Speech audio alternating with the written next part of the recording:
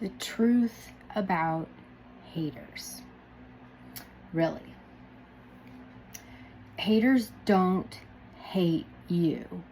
They hate themselves for not being where you are.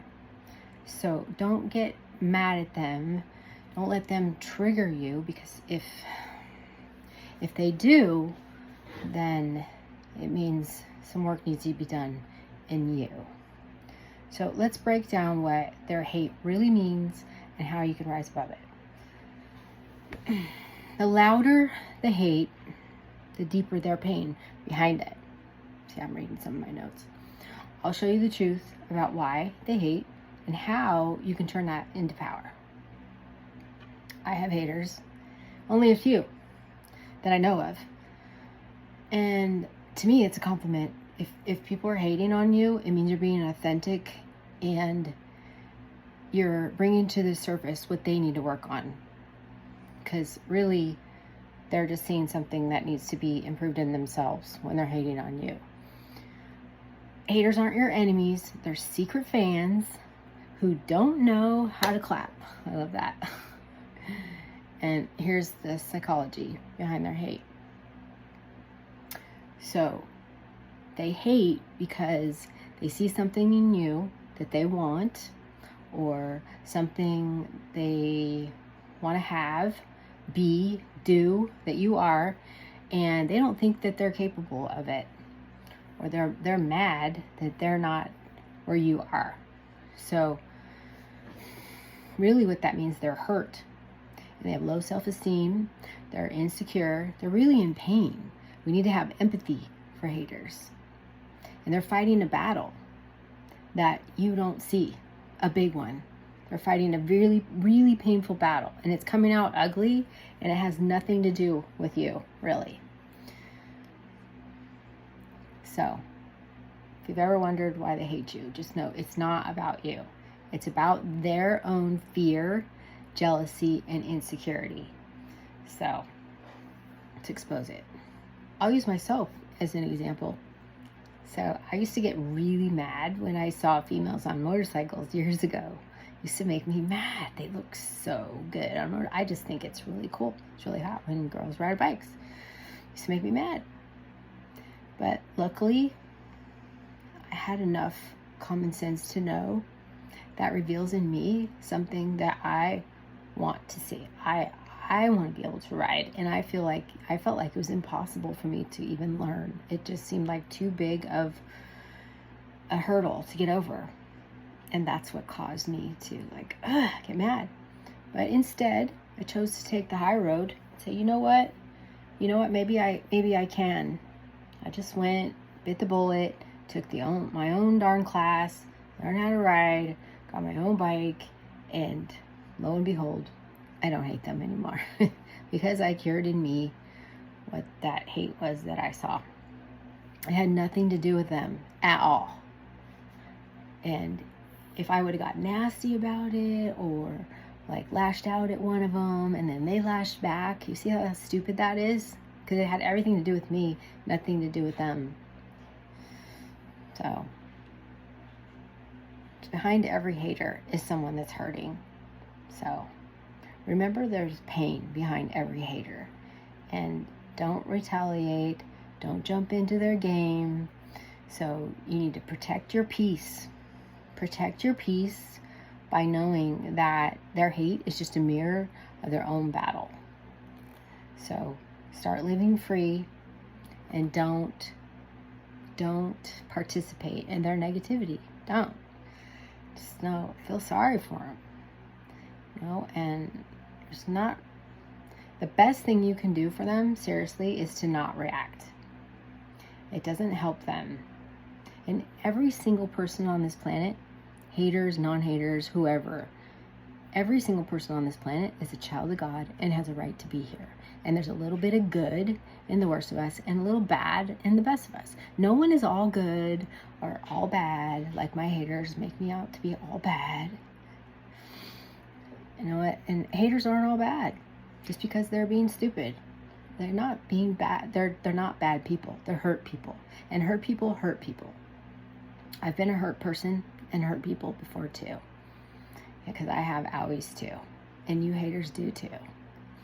So, if you hate on me and throw me, hurl insults at me, I think it's a compliment. Because I just revealed in you something that you want. You see something in me that you don't think you can have. You're mad that you don't have it, or that you're not it, or something, you're not like me in some way. And you have every right to be, have, do anything that I have. You can be anything that I am. I can be anything that you are. We all have 2 arms, 2 legs. Well, of course, some people don't. They had accidents or whatever. They have unfortunate, but humans are all built the same. We have a brain, we have a body, and we all have the same capabilities. But you made different choices than I did. You've made some bad choices. I've made some bad choices. You've made some good choices. And I've made some good choices too. Every single man, woman, and child has the fundamental idea of God inside of them. Okay. Thank you. What that means is that when you hurl an insult or hate at someone, you're literally criticizing God's handiwork. You're literally blaspheming God, because they're a child of God. They're made in the image of God. So you should never, ever, ever do that. But haters often don't know they're doing that. So you got to forgive them too, for they know not what they do. So if you have haters, don't take it personally. Have empathy for the pain. I know it doesn't look like pain. It looks ugly and it looks mean, but it's just to cover up the pain inside their heart. They see something in you that they want to. So give them a break. Ignore it if you have to. Pause.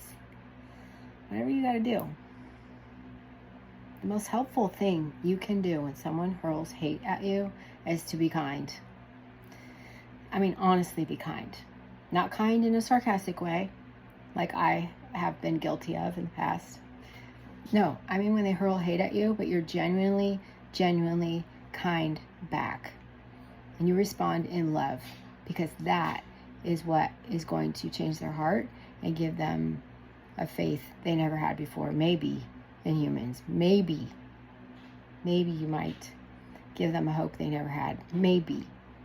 Because you didn't respond ugly like most people would. I haven't always been that big of a person, but I have done it sometimes, and that's my goal. It's my intention. I pray that God knows that. When you mess up, you repent, ask for forgiveness. You know what? If you don't, then I feel sorry for you, because there's a God above that is watching you. Everything you do, everything we do, think, and say, and your motives and your intentions matter. So be mindful everything you say, think, and do, because karma is a biatch, and it is coming back to you. I know my haters saying it's coming back to you too. Yes, it does. Everything I throw out is a boomerang. If I throw out love and grace, it comes back to me. If I throw out dishonesty or being mean or doing something negligent, or if I'm lazy, that comes back to me too. I'm a child of God too, and so are you. And I'm doing a really good job of being the best person I could be. That's the best I could do. And that's good enough. Doesn't have to be good enough for people. I only answer to one God above. And I know that the real ones really see my love. And God's kids are divinely guided and divinely protected. And anything that's not for you, God's going to reject it. God removes anything in your life that's not meant for you. And I know personally that God sees all the evil and hate that's hurled at me behind closed doors, and is protecting me from that right now as we speak. And I am so grateful for that. So you can do that too. You can repent too and ask Christ to forgive you. You know, but honestly, in the end, we all got to die someday, but you want to die on the right side. All right. Love you guys. Love your haters too.